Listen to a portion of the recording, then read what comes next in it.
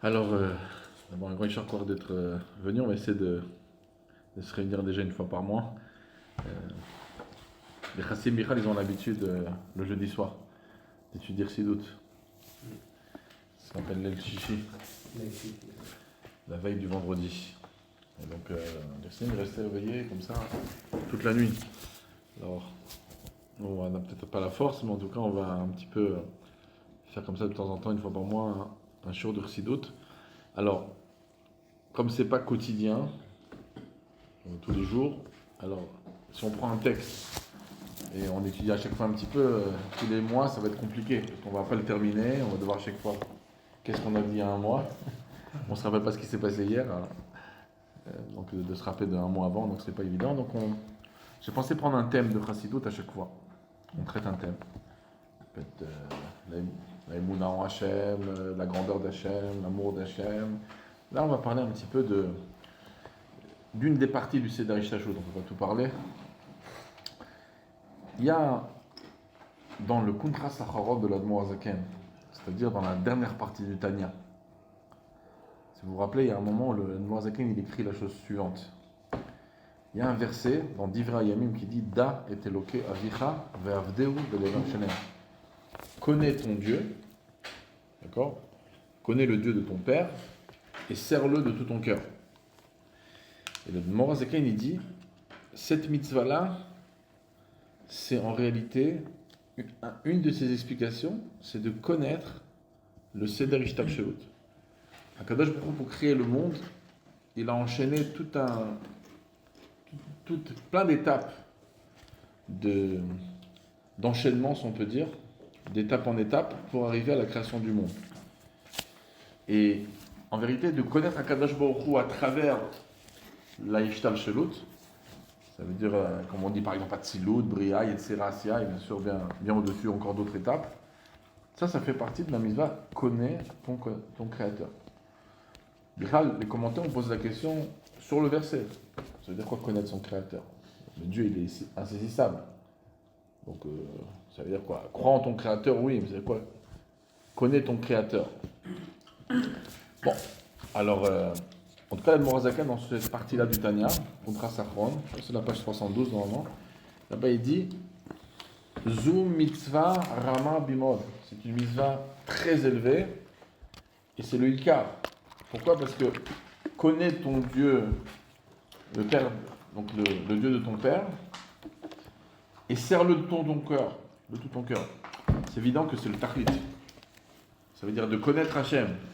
Hachem, il a créé un monde pour qu'on le connaisse et qu'on le serve. Et la manière de servir Dieu, c'est de servir Dieu de tout son cœur. On sait très bien que tout le Tanya, il est basé dessus. C'est-à-dire que le Tanya, il vient t'expliquer comment Dieu, le service d'Hachem, il est facile et accessible. Sa manière de le démontrer, c'est d'apprendre à un juif d'aimer Hachem. D'aimer, de le craindre, c'est d'avoir des sentiments pour Dieu. Et le verset te dit Da et Eloke avicha ve'avdeu belevam shenem. C'est-à-dire, connais ton créateur et sers-le de tout ton cœur. C'est-à-dire qu'il dit quand tu accomplis la mitzvah de connaître Dieu, tu auras des sentiments pour lui. Si tu as des sentiments pour lui, ça va être facile de servir Hachem. Et donc c'est pour ça qu'il dit à Morgan, alors c'est le top cette mitzvah. Mais ce qui est intéressant, c'est que l'Admorazaken il commente cette mitzvah par le fait de connaître l'enchaînement des mondes. De la manière comment les outils que Dieu a utilisés pour créer le monde. Bon, déjà c'est intéressant, c'est que cette semaine, on a tous vécu de très proche en vérité ce tremblement de terre. Et on n'oublie pas que la Gemara elle dit dans Brachot, en page 54, que la bracha qu'on fait sur les tremblements de terre, c'est chez Kocho, Gvurato, Malolam, comme on fait lorsqu'on entend le tonnerre. C'est une manière où Dieu se manifeste dans toute sa puissance. Donc Hachem, il se manifeste, il manifeste sa force. C'est une des premières choses qu'on ressent lorsqu'on voit cette chose-là. Et en même temps, c'est évident que ça dépend de la Emouna. Parce que Dieu se manifeste, mais il ne faut pas être quelqu'un qui est complètement terre à terre, ou athée, chas v'shalom. On va dire, bon, c'est les effets de la nature. Dans le noyau terrestre, il y a une chaleur incroyable. ça chauffe vers le haut. Donc ça fait cette énergie, elle fait bouger donc les plaques tectoniques là qu'ils appellent ça. Ça fait bouger les plaques. Et donc le sol il avance, en tout cas, enfin les parties qui sont en dessous le sol qu'on voit, ça bouge. Et à un moment, il y a des fois ça arrive que ça rencontre un obstacle. Alors des fois ça fait différentes choses, ça peut faire des montagnes, ça peut faire plein de choses, mais une des choses c'est que quand ça se bloque, alors ça commence à se tourner comme ça, et après à un moment ça casse. Et ça fait une vraie secousse. Bon, on va dire, c'est ça. Non, nous on sait très bien que Hachem, c'est lui qui crée le timing et qui crée le Inyan. Si Hachem il n'a pas envie que ça se passe, il a 1000 solutions, même d'après la physique, que ça ne se passe pas. Pourquoi ? Parce qu'il peut faire des tout petits tremblements de terre qui font que ça ne casse pas et que l'énergie elle sort à chaque fois un tout petit peu, etc. Et ça ne fait pas une grosse pression. Il peut faire que ça glisse. Il suffit que ça glisse un petit peu en dessous, etc. Et ça se passe bien. Donc Hachem, il a... Comme il y a eu en Israël. Et en plus, il faut savoir que la pression, ça va du noyau de la terre, ça tourne comme ça. Ça monte, ça se refroidit sous les eaux et ça repart. Ça remonte, ça repart. Et c'est une question de rotation, de vitesse de rotation qui font bouger les plaques. Donc, on sait très bien qu'Akadosh Baruch Hu, c'est lui qui gère tout ça. Et au moment où il veut faire des choses, il le fait. Mais en tout cas, Akadosh Baruch Hu, on a une mitzvah de le connaître. Et si on va le connaître, c'est quoi le connaître ? C'est connaître l'enchaînement des mondes. Et quand on connaît Hachem de proche, on est capable de le servir de tout son cœur.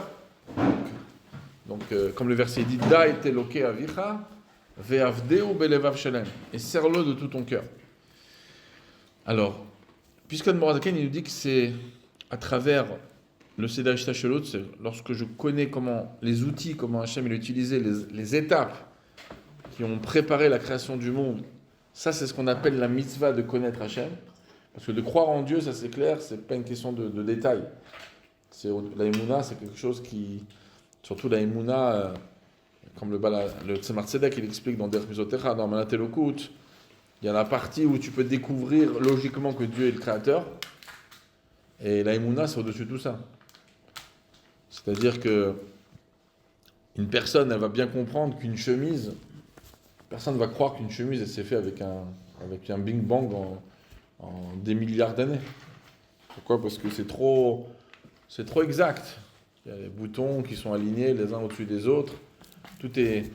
Donc on dirait, ou à peine une page dans un livre. Une page dans un livre, on va dire, tu sais quoi, c'est de l'encre. Il y a eu la tornade, c'est Barbara ou je ne sais pas qui est venue, et un coup de vent, et ça a fait tomber de l'encre, et ça t'a formé un Aleph Bet Gimel à un côté de l'autre, bien aligné.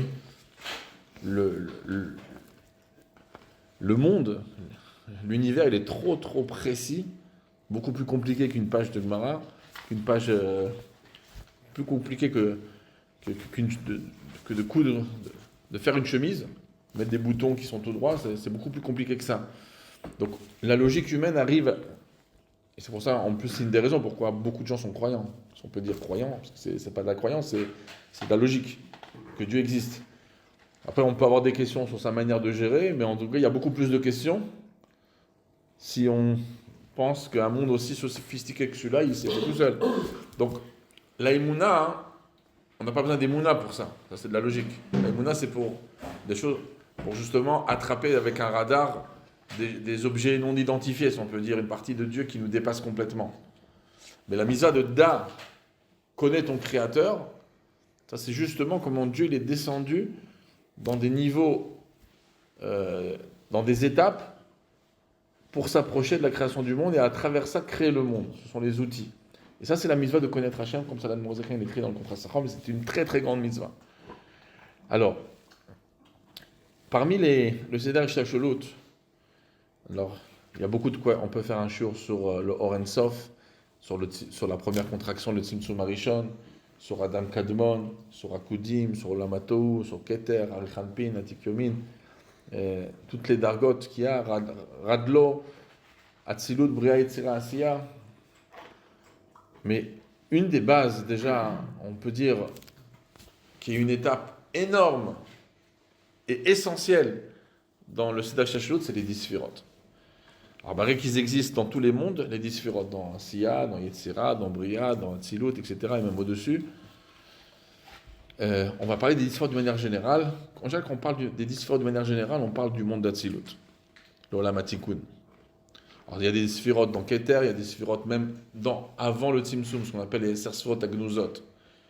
Mais les 10 Sphirot d'une manière simple, quand la Mishnah elle nous dit Dieu il a créé le monde avec 10 paroles, la Sarah Mahamarot, la Mishnah dans Pirkei Avot, on sait que Asara Beshekel HaKodesh, c'est-à-dire les 10 Sphirot, c'est eux qui animent les 10 paroles.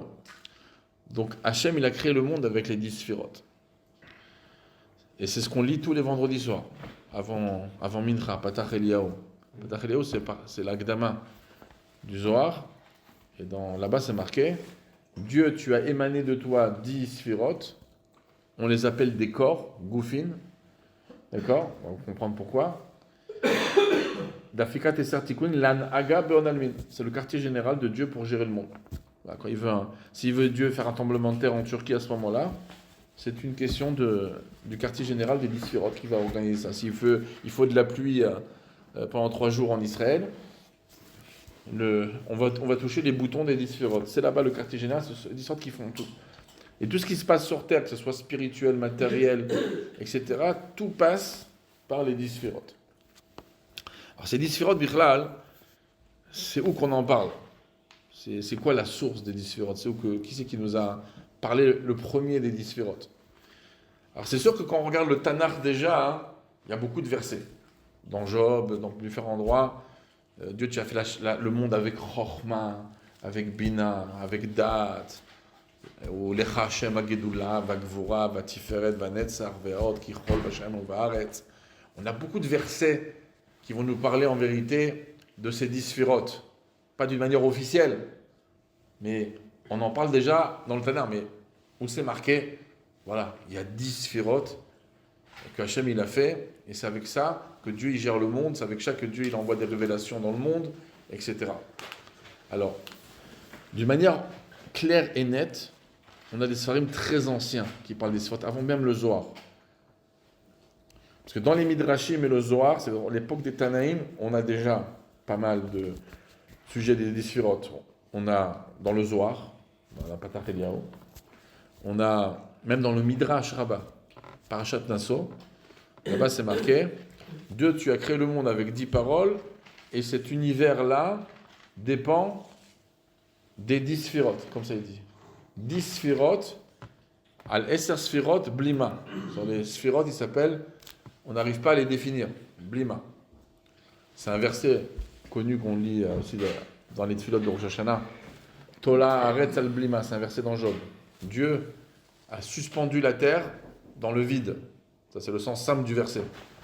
Mais d'après cette explication-là, Tola Aretz al-Blima, ça veut dire Hachem, il a suspendu le monde, pas dans le vide, mais Blima, c'est l'allusion des 10 Sphirot.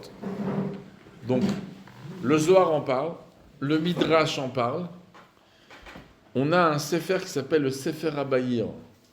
Sefer Abayir, c'est un Sefer de Kabbalah, amené souvent dans la Chassidoute. Nous, il y a différentes opinions. Il y en a qui vont dire non, c'est à l'époque des Rishonim qu'il a été écrit. Nous, on pense que c'est Rabbi Nechunia ben Akana qui l'a écrit. Donc c'est un Tana qui a écrit le Sefer Abayir. Mais bien avant ça, il y a un Sefer qui s'appelle le Sefer Yetzira. Le Sefer Yetzira, nous, on pense que c'est un Sefer qu'Avraham Avinu il a écrit. Après, il y a toujours des opinions, mais nous, à partir du moment où les Mekoubalim nous le disent, la Chassidut, les Rebbeim nous l'ont dit, nous, on est tranquille, on n'a plus de Sfekot.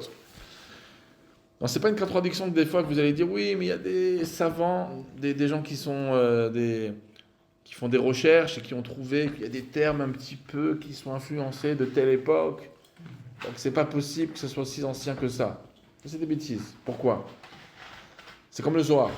Le Zohar, le Harizal, il dit que c'est Rabbi Shimon qui l'a écrit, et pourtant, le Zohar, il a apparu qu'il y a 800 ans.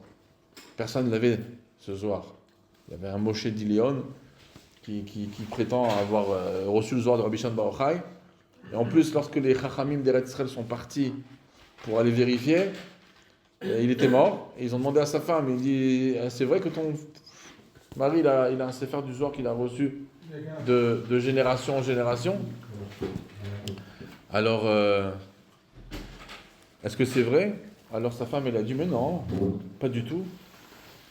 Pas du tout, c'est mon mari qui a écrit. Etc. Et pourtant, le Harizal le confirme, tous nos Rébim le confirment. Pourquoi? Parce que c'est pas une contradiction. On a beaucoup d'histoires dans le judaïsme où des choses devaient être cachées. Et après, il y a des tzadikim qui étaient en transe, si on peut dire, déconnectés du monde. Et Dieu leur faisait passer des messages. Vous prenez par exemple le Pardes de Rabbi Moshe Cordovero. C'est une tonne de données. D'accord? Eh bien, on témoigne que quand il était à Tzfat, il allait dans la forêt, on le voyait, il a fait le Sefer Agirushin, etc. On le voyait écrire, mais d'une manière, c'était impossible. Même quelqu'un qui écrit quelque chose de très très compliqué, sur chaque phrase, il réfléchit. Quand on écrit un livre, et surtout quand le sujet il est compliqué, c'est pas j'ai envoyé une lettre à ma mère. Je suis en train de d'écrire un Sefer. Quand on écrit un Sefer, on réfléchit à chaque mot. Et de quelle manière je vais le dire. On le voyait écrire avec une rapidité comme si il écrivait. Donc il était complètement en transe. Et il écrivait comme ça, c'était des messages de l'au-delà. La fameuse Sefer Torah que le Maram de Rothenburg, lorsqu'il était emprisonné à la fin de sa vie, il y a un Sefer Torah qu'on sait, il n'avait pas de Sefer Torah et lui il rêvait et étudiait dans le Sefer Torah, c'est la manière, quand il lisait le Sefer Torah, c'était sa manière de se rappeler de tout et il n'avait pas de Sefer Torah. Par contre, on lui avait donné plein de parchemins et plein d'encre, mais on ne lui donnait pas de livre. Donc il était vraiment en train de souffrir. Et un beau jour, il a rêvé en pleine nuit que Moshe Rabbeinu venait lui apporter un des Sefer Torah. Il a écrit 13 Sefer Torah Moshe Rabbeinu. Un des Sefer Torah de Moshe Rabbeinu qu'on lui a apporté. Il voit dans son rêve que Moshe lui donne un Sefer Torah. Maintenant, quand il s'est réveillé de son rêve, le Sefer Torah était posé sur la table. Et donc il a pris le Sefer Torah, le Maram de Rothenburg, et il a commencé à étudier dedans. Après il s'est dit, mais attends, peut-être le miracle il ne va pas durer trop longtemps. Donc il faut que je le copie. Donc il a commencé à copier le Sefer Torah de Moshe Rabbeinu. Et ensuite, le jour où il a terminé, quand il est parti dormir, le matin, il avait disparu le vrai. Moshe Rabbeinu. Il a dit, bon, ça, maintenant t'en as un, t'as plus besoin. Maintenant, juste avant de mourir, quand lui, il se sentait mal, etc., après, ils l'ont laissé pendant des années là-haut parce qu'il avait décrété à son élève le Roche de ne pas le racheter, parce que sinon, ça donnait plus d'enthousiasme aux Allemands de cette époque-là d'emprisonner des Juifs et des rabbins. Donc concrètement, il y avait une caisse à l'intérieur là-bas qu'il avait. Il a réussi à récupérer, c'est dans un donjon comme ça, il a réussi à récupérer des clous et des choses comme ça. Il a caché le Sefer Torah dans une tunique et il l'a balancé par la fenêtre parce qu'il était très très élevé. Il y avait le Rhin qui passait juste à côté de la fenêtre et donc il a jeté la boîte. Cette boîte, elle a voyagé le Rhin pendant pas mal de kilomètres et elle arrivait à Worms, à Wormaisa. Et lorsqu'elle est arrivée là-bas, les Juifs, ils ont entendu parler par les marins, les pêcheurs. Ils leur ont dit, il y a une boîte maléfique. Pourquoi dès qu'on s'approche, elle se sauve, etc. Donc les Juifs, ils ont dit, on va voir c'est quoi. Ils sont partis, ils ont vu la boîte. Et ils l'ont mis, ils l'ont récupéré. Et dès qu'ils l'ont rapporté, tout de suite, les pêcheurs, ils sont sautés sur la boîte pour leur voler. Et elle s'est figée, lourde comme jamais, etc. Impossible d'y toucher, donc ils ont vu que c'était la clala. Et donc ils ont pris ce Sefer Torah et ils l'ont mis à la choule de Worms, etc. Il y avait marqué le nom du Maram de Rothenburg dessus, écrit par truc, avec le copier du Sefer Torah de Moshe Rabbeinu, etc. Et c'est pour ça que le rabbi précédent, lorsque c'était dans la guerre 14-18, etc., Patrick, le Sefer Torah a été récupéré par un musée anglais. Mais en tout cas, le Sefer Torah, il était dans Worms. Le Rabbi Ratz, il a envoyé Misharat pour aller voir comment c'était marqué dedans Petsu Adaka. Il dit, je veux voir parce que celui-là du Maram de Rothenburg, c'est le Sefer Torah copié du Sefer Torah de Moshe Rabbeinu. Donc quand il a ouvert, il avait marqué Petsu Adaka avec un lef. C'est pour ça que le Rabbi, dans le Hayom Yom, Il dit attention, il faut marquer Mitzvah Daka avec un Aleph. Très important parce que en vérité c'était un Sefer Torah copié du celui-là de. Mais pourquoi je vous raconte cette histoire? C'est simplement pour vous dire qu'il y a eu des manières que des livres étaient cachés, parce que ça ne devait pas se dévoiler, et après un tzaddik est venu, et il rentre en vérité dans la personne, elle s'incarne un petit peu dans la personne elle est en train d'écrire. Et donc la personne, c'est très possible que c'est vrai qu'elle a vu son mari en train d'écrire le Zohar, mais le type c'était un vrai tzaddik. Donc c'est pas un joueur de truc, en plus d'aller inventer, Rabbi Shimon il était en train de marcher dans la rue avec lui et tout ça, d'aller fabuler tout un sefer de Kabbalah. Donc ça explique pourquoi des fois dans le Zohar on peut trouver quelques termes araméens modernes. Bon, ça passait à travers cette personne, mais en tout cas, donc c'est pour ça que, je reviens au sefer de Yetzira, hein, là-bas, donc si c'est le sefer d'Avraham Avinu, d'après ce que la Chassidut aussi elle nous confirme, là-bas c'est marqué Yesh Eser Sfirot, Eser velo Tesha, Eser velo Achadasar. Il y a 10 sfirot, pas 9, 10 sfirot, pas 11. C'est une phrase très populaire dans les Mamarim de Chassidut. Donc on a des sources très très lointaines de ces 10 sfirot dans nos Sfarim, depuis le Sefer Yetzira, Sefer Abayir de Rabbi Yochanan Kana, le Midrash Rabbah dans Parashat Nasso, et bien sûr le Patar Eliyahu dans le Zohar, ça veut dire qu'on lit le Erev Shabbat. Donc on parle de 10 sfirot. Bichal, c'est quoi ces 10 sfirot? Ça veut dire quoi le mot sphira? 10 sfirot. Alors on va traduire 10 sphères. C'est quoi la traduction? Et donc les Mekoubalim s'arrêtent énormément sur le terme. Il y a une explication que Sphirot, c'est comme Even Saphir. C'est-à-dire, comme on voit, Ketsem Hashamaim la Toar, voyons qu'Even Saphir, c'est une pierre qui brille. Donc, le mot Sphirot, en vérité, c'est 10 manières d'éclairer, d'illuminer. C'est 10 manières comment Dieu va éclairer l'extérieur. Parce que quand Hachem, dans son niveau à lui, il est tellement au-dessus de tout, il achète Rocher Citro. Comme il dit David Amer dans le Télim 19, c'est de l'obscurité. Hein. Vous allez regarder le soleil, ça vous aveugle. Donc il y a des fois des lumières qui sont tellement puissantes, donc Dieu est tellement puissant, donc Dieu va faire 10 sphirotes pour justement venir éclairer. On va pouvoir recevoir quelque chose de Dieu. Si on peut dire, Dieu va un petit peu limiter et prendre une certaine facette. Donc le mot Sphirot, ça vient du mot Even Saphir. Ça, c'est une explication qui est amenée dans le Sefer Parma Bahir de Rabbi Yochanan Kana. Il y a le mot Sphirot, Milachon Sipur, raconter. Comme ça, le Ramoshi Kodorvero, il dit les mots Sphirot veut dire raconter. 10 histoires. Esser Sphirot. C'est 10 Sipurim. Pourquoi? Il dit c'est Al-Shem Apasuk, Hashamaim Mesaprim Kvodkel. Les cieux racontent l'honneur d'Hachem. Ça veut dire que les Sphirot, leur tafkid, c'est de pouvoir nous raconter la grandeur d'Hachem. Et il y a encore d'autres explications sur le mot Sphirot. Ça vient du mot Mispar, des chiffres. Et pourquoi? Parce que, en 2 mots, c'est pour nous dire c'est limité. D'accord? Ça veut dire c'est une manière comment Dieu va se limiter. Il y aura quelque chose de bien précis. Ça c'est le 1, ça c'est le 2, ça c'est le 3, ça c'est le 4. Dieu il est infini. Donc c'est de manière où Hachem il va, si on peut dire, se finir comme un des très très grands Mekoubalim qui habitait l'Égypte il y a 500 ans, le Rabbi Meir Gabbai. Il a écrit un des Sfarim, c'est Avodat HaKodesh. C'est un grand Mekouba dans la Chassidut, c'est tout le temps amené ces Sfarim du Rabbi Meir Gabbai. Il faut savoir qu'il y a le Derech Emuna de Rabbi Meir Gabbai.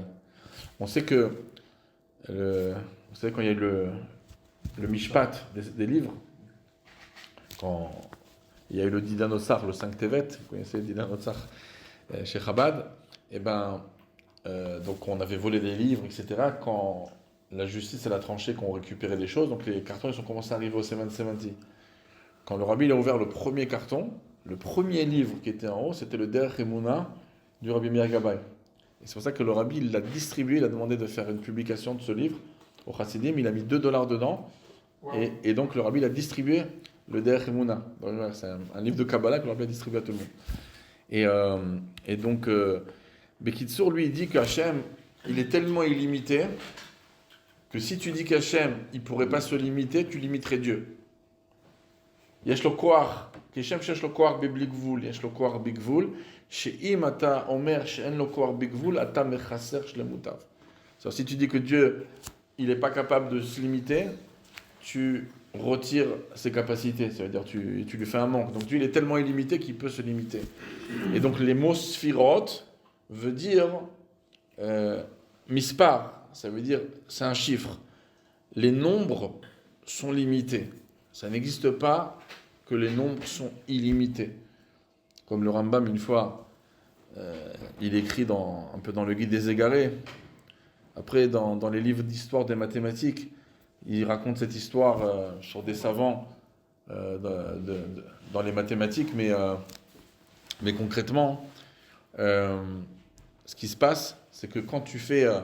quelqu'un, une fois, il avait posé la question, il a dit, pour moi, les chiffres, c'est l'infini. Alors, il lui avait posé la question, le chiffre qui est infini, il est pair ou impair? Pour rigoler. C'est-à-dire que tu peux compter, tu compteras 10 milliards de langues, et si tu mets stop, il y aura un chiffre.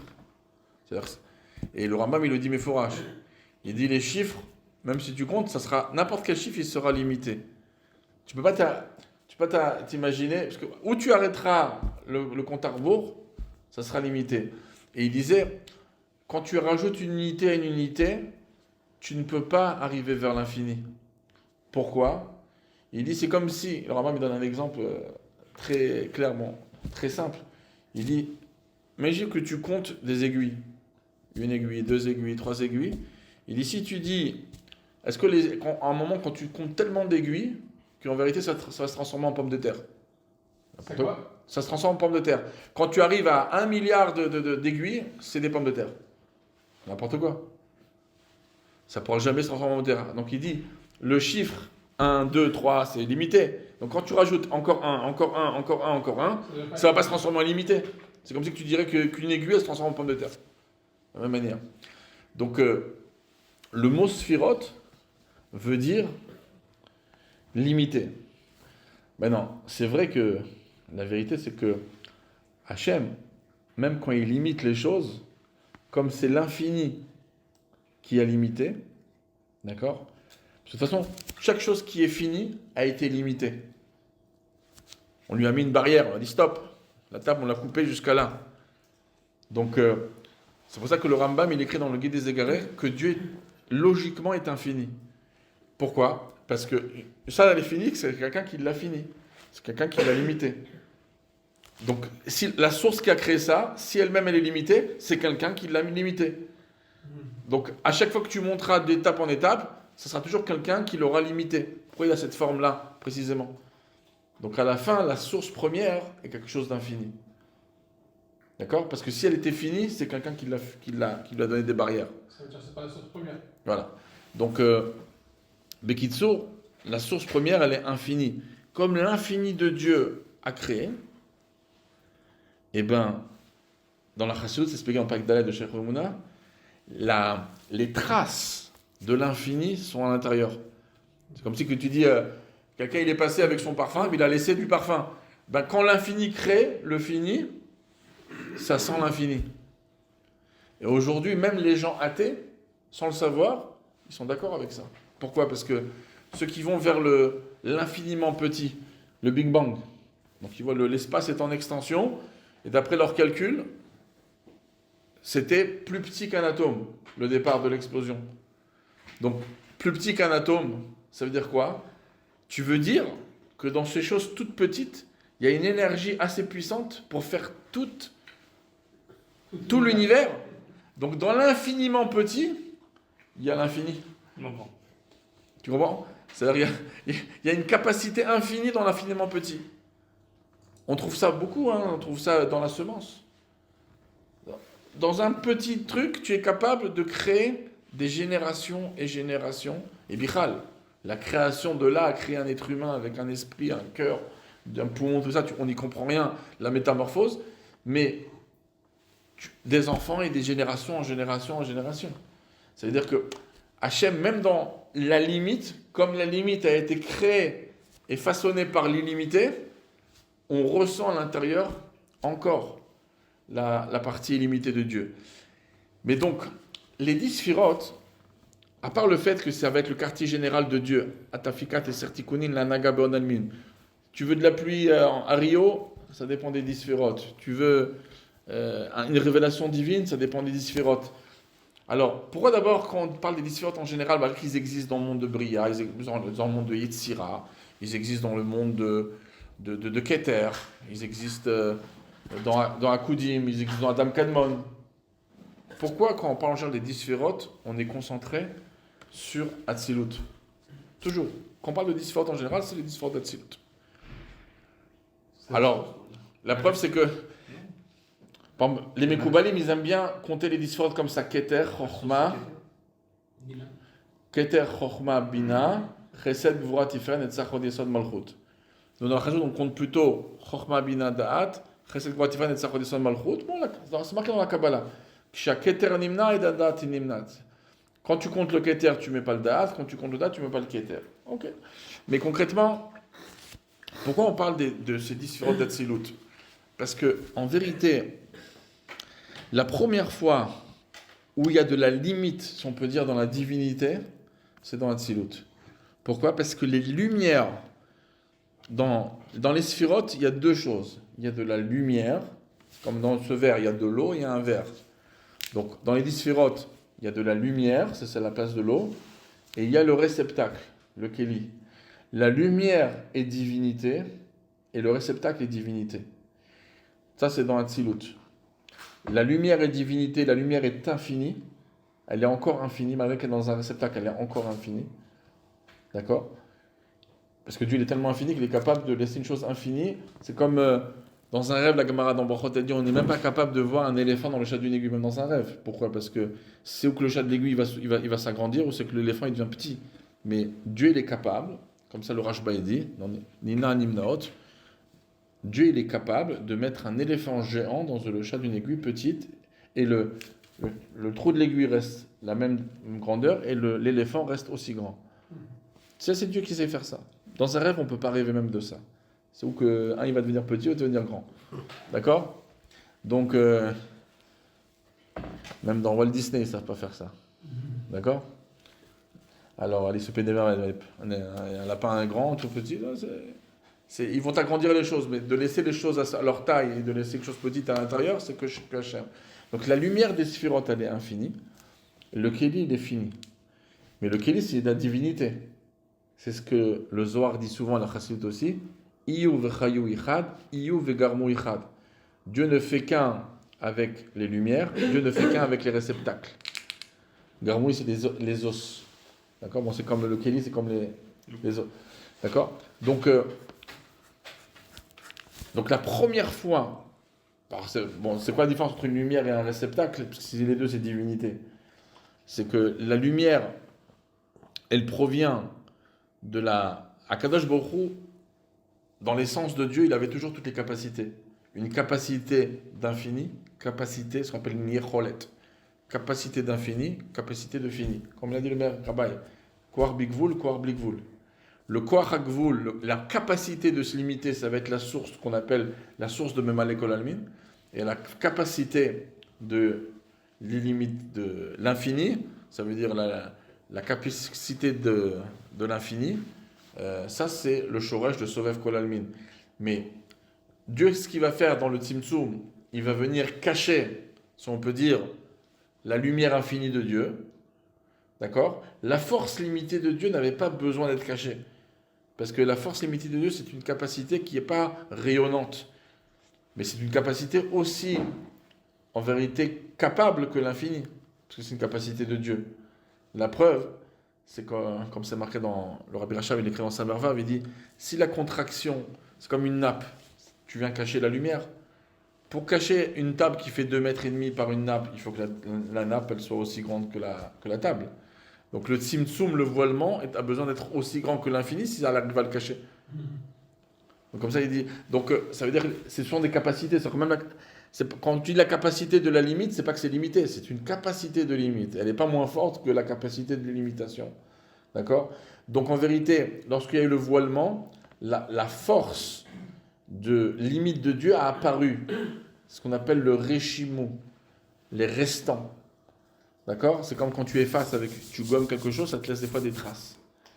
Donc, quand Dieu il a effacé le Or Ensof, si on peut dire, ça a laissé des traces.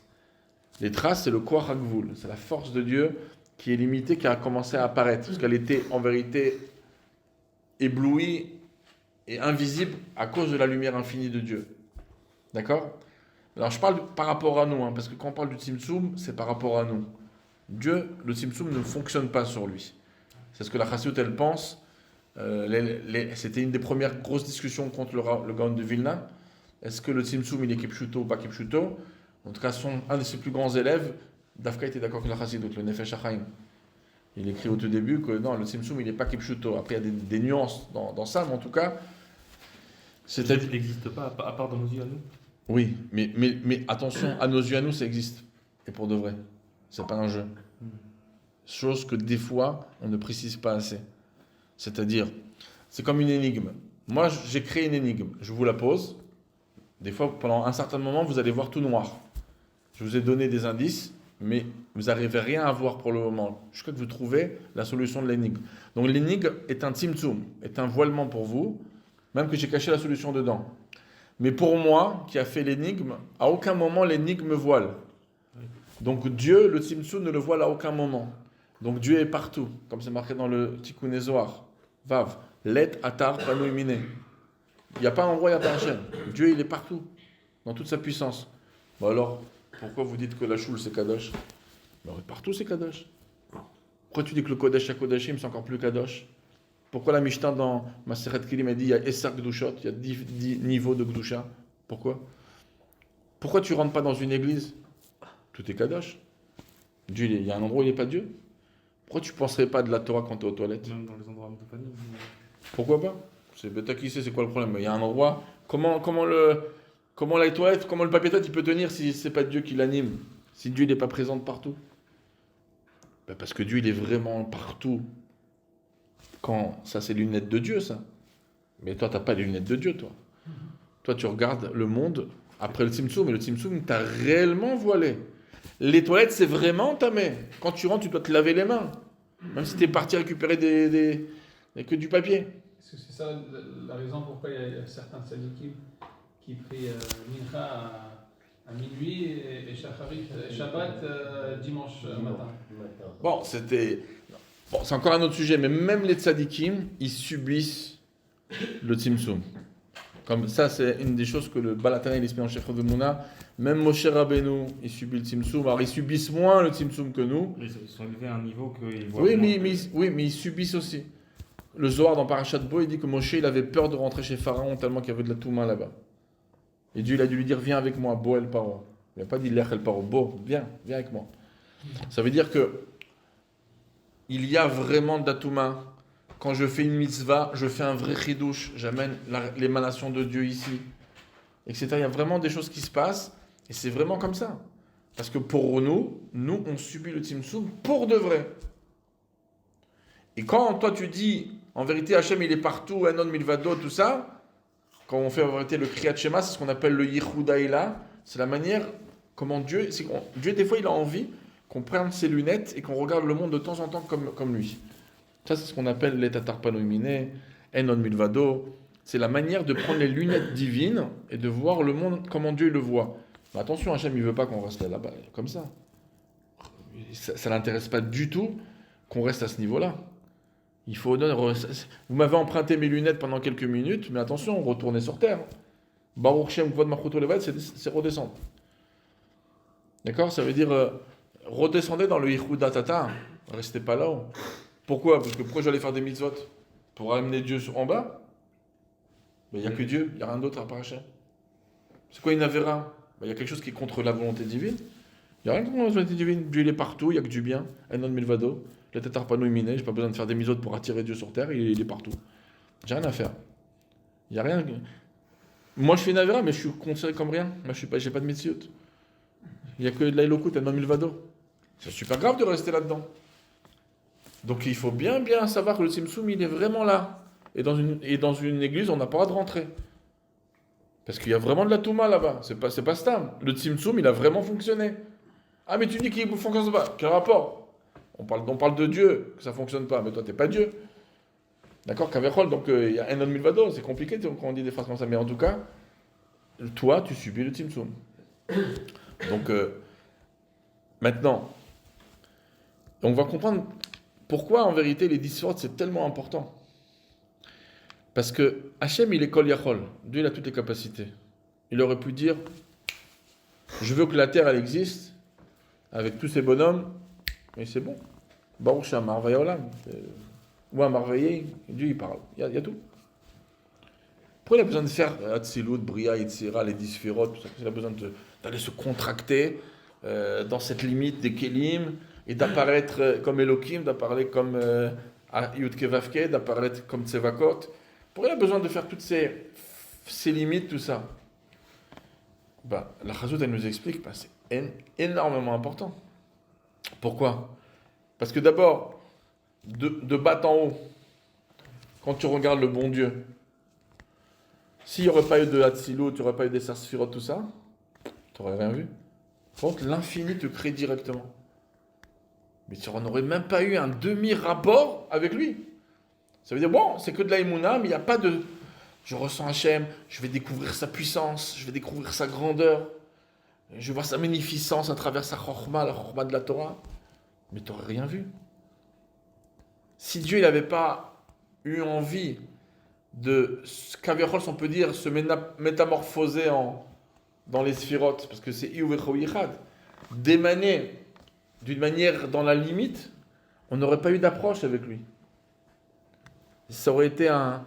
Vous savez, quand des fois il y a beaucoup de problèmes dans l'éducation entre les parents et les enfants, il y a plein, c'est rempli de problèmes dans l'éducation. Mais une des sources de tous les problèmes, après je ne vous dis pas qu'est-ce qui a créé ce problème, mais en tout cas c'est clair, une des sources de tous les problèmes, aujourd'hui on le dit très clair, un manque de ktik shoret. Il n'y a pas de... Il n'y a pas de communication. La communication, elle crée un gros problème. Elle crée une distance. Donc l'enfant, il rentre dans sa bulle. Toi, tu rentres dans ta bulle. L'enfant, il voit que ses parents, ils sont abonnés absents pour X ou Y raison. Il va comprendre que c'est pas ça. Donc, à qui je vais me confier? Ou à moi-même, il va commencer à cogiter, à faire des bêtises. Ou sur Internet, il va trouver des personnes qui vont cogiter avec lui dans le mauvais sens, ou il va trouver ses copains qui n'ont pas les meilleurs conseils. D'accord? Donc la communication, c'est une approche. Mais c'est compliqué aujourd'hui. Pourquoi nos parents ont souffert, nos grands-parents ont souffert moins que dans l'éducation? Une morale nous regardait de travers, on avait honte. Aujourd'hui, ils sont capables de leur répondre et de gifler et trucs. Pourquoi il y avait ce respect? Ton père, il te regardait des trucs, tu allais dans ta chambre, tu avais peur, et tu rentrais. Eh bien, le problème, c'est qu'on a perdu le contact. On a perdu le contact. Parce qu'on est occupé avec les portables, on est occupé avec la vie tumultueuse. Il y a mille raisons. Pourquoi il y a eu une déconnexion? Quand c'est qu'un parent, il va dire, j'ai 5, 6 enfants, 10, etc., est-ce que, avant que les problèmes commencent, je ne parle pas quand ils ont commencé, quand ils ont 16, 14 ans, ils te bouffent s'ils ont commencé, et que tu n'as pas... Mais je te parle quand ils sont encore petits, etc., tu avais une vraie connexion avec eux. C'est quoi une vraie connexion? Ça veut dire que tu prends ton fils et tu vas faire la marche avec lui. Vous allez marcher 1 heure ensemble, vous allez partir au resto ensemble. Et les frères et les autres, non? Toi, ça sera la semaine prochaine. Ok, des fois on va sortir en famille, il n'y a pas de problème. Mais il y a du cas par cas. Un enfant qui est avec toi pendant 1 heure, et pas la mère elle est en train de répondre au portable à ses copines, elle envoie des SMS. Non, le portable, elle l'a éteint. Et elle est avec sa fille pendant 1h30. Ben, qu'est-ce qui se passe? L'enfant, il sent que la maman, c'est la meilleure copine. Le papa, c'est le meilleur copain. Bah oui, on kiffe, il m'achète on va manger des sushis, on va faire des trucs, on rigole, on parle. Dans la voiture, il ne répond pas à tout le monde, il me laisse dans ma bulle. On est ensemble, on discute. Donc, la connexion, elle est importante. Hachem, il a voulu qu'on soit connecté avec lui. S'il n'y avait pas de 10 sphérotes, il y aurait eu l'infini, et nous, on n'y comprendrait rien au bon Dieu. On n'aurait même pas une imagination qu'il est important ou pas. Parce qu'il y a trop de distance. Entre l'infini et le fini, il y a trop de distance. Donc Dieu, il a mis une machine au milieu. Quelque chose au milieu. Il dit, moi-même, je vais, si on peut dire, me rendre un petit peu humain. C'est quoi l'humain? L'humain, c'est l'intellect et les sentiments. C'est ça les 10 sphérot. Chokhmah, Bina, Da'at, Chesed, Gvura, Tiferet, Netzach, Hod Yesod, Malchut. C'est ce qui se passe à l'intérieur. On a aussi des vêtements. On a la pensée, on a la parole, on a l'action. Dieu aussi, il a ça. Les 10 sphérot, l'intellect, l'intelligence, si on veut dire divine, et les sentiments divins, il les a. C'est aussi important qu'il y ait les 10 sphérot. On a dit que si moi, je n'avais pas les 10 sphérot, quand je regardais Dieu, je comprendrais, il n'y aurait pas de contact, il n'y aurait pas de connexion. Lui aussi, il veut. Maintenant, il est colérol, il peut être connecté comme ça parce qu'il a envie d'être connecté. Mais Dieu, il veut goûter à nos sentiments. Comment tu veux que Dieu il goûte à un sentiment de peine, de rahmanout, d'affection? Dieu, il a fait les 10 sphérot pour ça. Je sais c'est quoi l'affection. Je sais c'est quoi un sentiment de peine. C'est marqué qui elle dans Shmuel Hanavi, c'est marqué qui elle Deot Hashem. Dieu, il a les deux Deot. Il a sa Dea à lui, Da'at Elyon et la Da'at Tarton. Et les deux, c'est El Deot Hashem. C'est-à-dire, c'est les Deot de Dieu. C'est-à-dire que Dieu, en s'habillant dans les sphirotes, quand quelqu'un il est à l'hôpital et il demande de l'aide pour quelqu'un qui lui est cher, et parce qu'il exprime beaucoup d'affection pour cette personne qui est chère, et il a des larmes pour cette personne, Hachem, il est au courant de ça. Mais sinon, il y aurait une déconnexion totale. Bon, les êtres humains, ils ont des sentiments. Non, moi aussi, je sais avoir des sentiments. Alors, comme Hachem, le Tzimtzum, il n'est pas réellement pour lui, donc il n'a pas le défaut du sentiment. C'est qu'on dit, quand Hachem, on dit Ani Hachem lo shaniti. Dieu, il n'a pas changé. C'est-à-dire dans le sens que quand on a froid, Dieu ne va pas réagir selon les choses. Mais concrètement, on ne comprend pas comment ça fonctionne. C'est pour ça que le Sefer Abaïr et même le Midrash, il va dire le monde, il dépend des 10 sphirot, et sa sphirot al-blima. C'est-à-dire qu'on ne comprend pas comment ça fonctionne. Mais concrètement, grâce aux sphirot, Dieu, il est proche de nous. Sentimentalement, si on peut dire. Et nous, on est proche de lui. Sentimentalement. Et on peut essayer un petit peu, à travers les 10 sphirot, le comprendre. S'il n'y avait pas eu les 10 sphirot, si Dieu n'était pas descendu au niveau de Chokhmah, de Bina, de Da'at, de Chesed, de Gvura, de Tiferet, on n'aurait pas eu d'approche. Donc c'est pour ça que les 10 sphirot, c'est Hashamaim et Saprim Kvodel, on dit que ça vient du mot Sipour. Ça nous raconte le bon Dieu. De quelle manière je peux palper, ressentir le bon Dieu, c'est grâce aux 10 sphirot. Grâce à quoi je peux avoir de la lumière divine, ressentir dans la tfila quelque chose, d'avoir des illuminations, si on peut dire, spirituelles, c'est grâce aux 10 sphirot. C'est pour ça que les sphirot, c'est les 20 saphirs. C'est grâce aux sphirot, Milachon Mispar. C'est-à-dire que Dieu, il a pu se limiter et être en approche avec nous. Donc ça, c'est BSM, on peut dire, l'importance des 10 sphirot, parce que justement, beaucoup se sont posé la question, mais comment un Dieu infini peut être proche de nous, nous ressentir? Ok, il peut nous créer comme ça, mais c'est grâce aux 10 sphirot. Et les 10 sphirot, on les appelle des goufines. Comme ça dans Patachaleo, goufines. Et aussi, ils ont des levushim. Les levushim, c'est Bria Yitzhara Asiyas, on peut dire. Et les goufim, c'est les 10 sphirot d'Atsilut. Pourquoi on les appelle des goufim? Parce que c'est pour dire qu'il y a quand même un gouffre, c'est un keli pour recevoir le nefesh. Mais le corps, par exemple, un habit reçoit le corps, mais il est complètement deux choses différentes. Un habit, tu le retires, tu le remets très facilement. C'est comme une pensée, une parole, une action. Tu vas arrêter de penser à ça, tu penses à autre chose. Tu vas arrêter de parler de ça, tu ne parles pas. Être la chachot minedaber, être les daber, comme il dit Shlomo Amelech. Donc ça, c'est des choses qu'on peut. Mais par contre, le corps, c'est un habit pour l'âme. Mais il ne s'appelle pas un habit, il s'appelle un corps. Pourquoi? Parce que le corps, en réalité, il fusionne complètement avec l'âme. Ça ne fait pratiquement qu'un. Tu tapes la main. Pourquoi j'ai mal?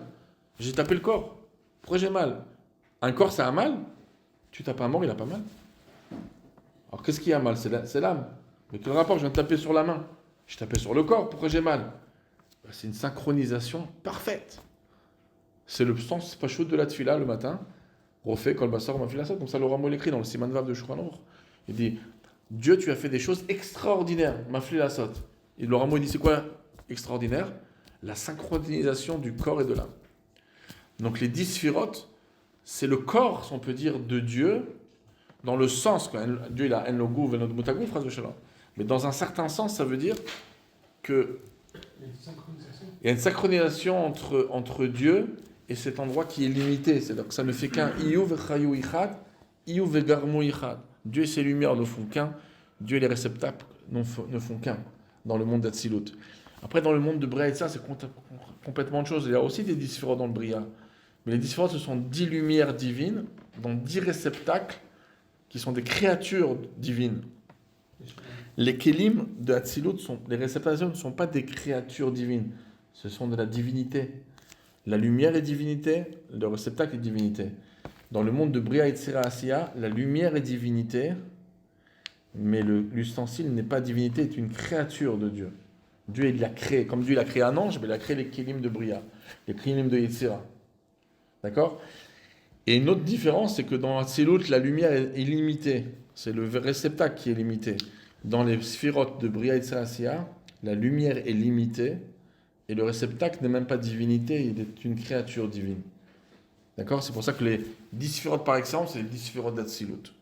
Alors, rapidement, je veux quand même, comme on a parlé des 10 sphirotes, c'est de parler de Chochma Binadat, Chesed Watifat un petit peu pour savoir, parce qu'il y a un des sfarim magnifiques du Rav Moshe Cordovero qui s'appelle le Tomer Dvora. Il va apprendre des midot d'Akadosh Baruch Hu, parce la Gemara dit dans Sota Yudalet, Ma'u Rachum, Ma'fata Rachum, Ma'u Chanun, Ma'fata Chanun, il faut imiter Hachem. Hachem, il nous dit, avec quoi j'ai créé le monde? Avec les 10 sphirotes. D'accord? C'est ce qu'on appelle dans l'allusion de la Torah, Be'asara Mamarot Nivra Olam, qui sont Keneged à 10 sphirotes, Asara Asara, Be'shekel HaKodesh. Les 10 sphirotes, les 10 Mamarot dépendent des 10 sphirotes. Maintenant, Dieu il gère son monde avec les 10 sphirotes. Et bien, nous aussi, on doit gérer notre univers, parce que l'homme, c'est un olam katan, avec nos 10 sphirotes. D'accord? Donc, méditation, sentiment. Et donc, dans tout, dans Avodat Hashem, c'est clair, pour servir Dieu comme il se doit, il va falloir avoir des sentiments pour Dieu. Da et eloke avicha, vavde ou belevav shalem. Il va falloir de connaître Hachem, c'est-à-dire de méditer dans la grandeur d'Hachem, et le descendre dans le cœur, et quand tu as Dieu dans le cœur, tu l'aimes, là tu peux aller faire des actions. Et des actions qui vont réussir à surmonter des épreuves. Parce que quand tu aimes et tu crains Hachem, tu as la force de pouvoir faire des choses pour Hachem. Maintenant, donc, il faut utiliser nos 10 sphirotes. Mais même quand on prie, pour qu'une chose elle fonctionne, utilise les 10 sphirotes. Dieu, c'est comme ça qu'il fonctionne. Fais comme lui. Ça veut dire quoi? Ta tfila. Dans ta tfila, tu peux ne pas utiliser 10 sphirotes. J'utilise ma bouche, ma pensée, c'est tout. Je sais lire. Et je dis des mots. Non. Pense à Dieu. Pense aux mots. Réfléchis. Un nom qui te donnerait tous les mois 2000 €, dès qu'il rentre, il vient te visiter une fois par mois, tu serais là à vouloir lui amener un beau repas, assis-toi, et tout le temps, tous les mois, il vient, tac, il te vire 2000 €. Tu l'adores cet oncle. Mais Dieu, c'est pas 2000 €, il t'envoie tes 2000 €, il t'envoie tes enfants, ta femme, l'air dans tes poumons, tes jambes, tout ça. Mais réfléchis. Tu es en train de lire des mots à Tfila, Dieu il fait tomber la pluie, il fait les trucs. Mais réfléchis. 1 plus 1, ça fait 2. T'as jamais appris. Si tu réfléchis pas, tu peux dire 1 plus 1, ça fait 8. Mais si tu réfléchis, tu peux 1 plus 1, ça fait 2. Si donc Dieu il me donne ça et ça et ça, c'est bien lui qui me donne ça. Je l'adore. Si Hachem Elokeinu Hachem Echad, le seul boss c'est lui, et donc c'est lui qui fait tout, ve'afta. Donc utilise ton esprit, utilise ton cœur, tes sentiments. Chesed, Gvura, Tiferet, et utilise tes sentiments pour Dieu. C'est ce qu'on appelle Bechol Nafshecha. Utilise ton âme. utilise toutes tes cochotes. Dieu, quand il gère le monde, il le fait avec toutes ses cochotes. Pourquoi tu voudrais faire ta tfila ou faire une mitzvah en n'utilisant que tes mains? Utilise ton esprit, utilise ton cœur. Et là, quand tu utilises ça, tu vas voir, Dieu, il sait très bien y faire. Il a fait un univers extraordinaire. Ben, toi, tu veux faire un univers extraordinaire à ta mesure, utilise ces 10 sphérotes. S'il faut le dire à une mora en classe, hein. Quand elle va à l'école, elle va donner son cours. Mais elle peut utiliser, bon, ça fait 50 fois qu'elle a fait son cours. Ça fait des années qu'elle est morale qui t'abête. Elle connaît par cœur son truc, elle a regardé sa feuille 2 secondes. Ben, elle va utiliser sa bouche, sa pensée, un petit peu. Et ton cœur? Non, aujourd'hui elle est énervée, elle s'est levée tard, son mari lui a mal parlé, et truc, elle est partie au travail à contre-cœur. Ben, les pauvres les élèves, elle va pas utiliser ses sentiments. Ben, les élèves, c'est pas le même cours. Hein. T'as quelqu'un qui va dans le cours et qui t'utilise. Et qu'est-ce que je vais pouvoir faire pour que le cours il soit intéressant? Quel exemple je vais pouvoir leur donner? Comment je vais les faire participer? Il faut cogiter un petit peu pour faire un beau cours. Ça suffit pas d'avoir des sujets à donner. Réfléchis. Mets du cœur dedans. Et l'amour de vouloir donner. Mais les enfants, tu crois qu'ils vont pas voir la différence? Mais ils voient la différence tout de suite. Tu as des enfants, ils viennent dans un cours, l'enfant il est endormi. La morale n'a pas réussi à les attraper. Le problème, il est très souvent chez elle. Et aujourd'hui, quand ils voient qu'il y a des problèmes chez les gosses, ils vont dire il faut lui mettre de la rétaline, il sait pas se concentrer le gosse. Mets-lui de la rétaline. Mets de la rétaline à la morale. Etc. C'est-à-dire, je parle pas dans une manière, il y a des fois des cas particuliers. C'est bien sûr, on n'est pas aveugle, mais lorsque il y a de la chayout, il y a de l'amour dans un cours, etc., l'enfant il ressent. Et en plus, tu deviens perfectionniste quand tu mets des sentiments dans un cours. Tu deviens perfectionniste, tu vas vouloir faire attention aux détails, tu vas prendre les bons exemples, tu vas donner des exemples, tu vas enrichir le cours. Donc, Hachem, il dit, moi, j'utilise les 10 sphérotes pour gérer le monde. Votre univers aussi, gérez-le. Vous savez combien de bêtises on fait dans notre vie, de mauvais choix? Parce qu'on était étourdi au moment où on a pris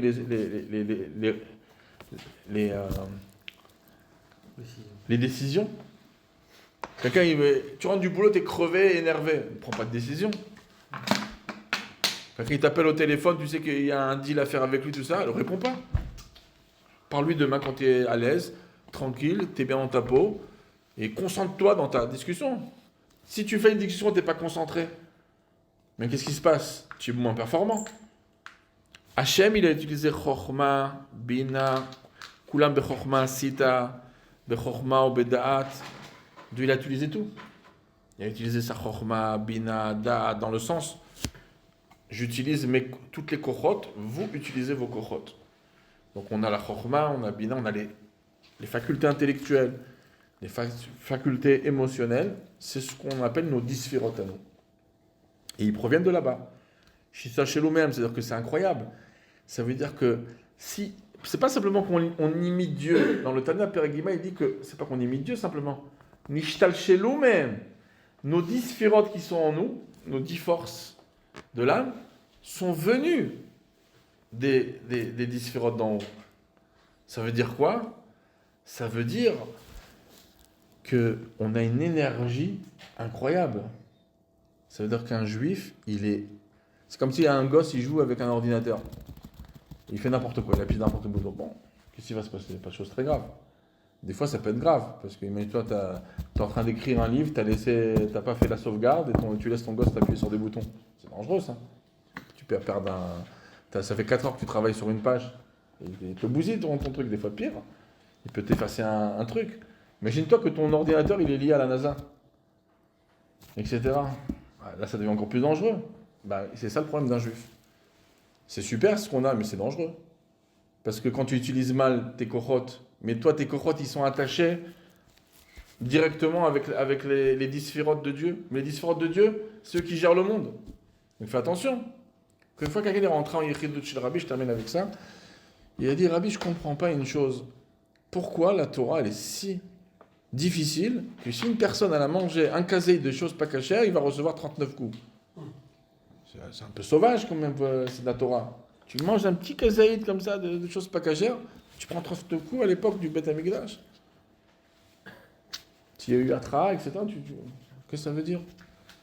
Alors, il lui a dit, c'est un peu cruel. Il fait, non. Alors, lui dit, tu es savant, toi. C'est un savant qui lui a posé la question. Il dit, oui.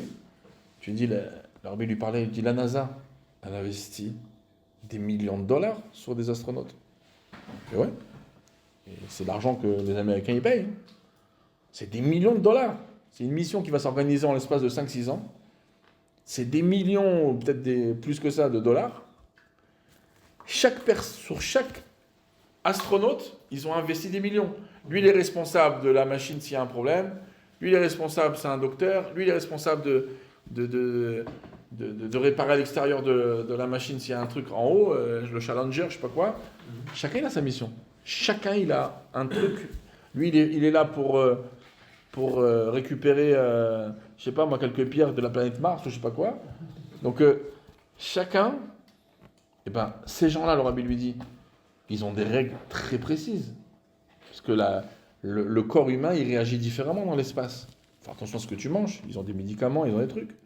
Tu peux pas te permettre de manger un Mars sur la planète Mars. Donc, ça veut dire que tu dois faire attention.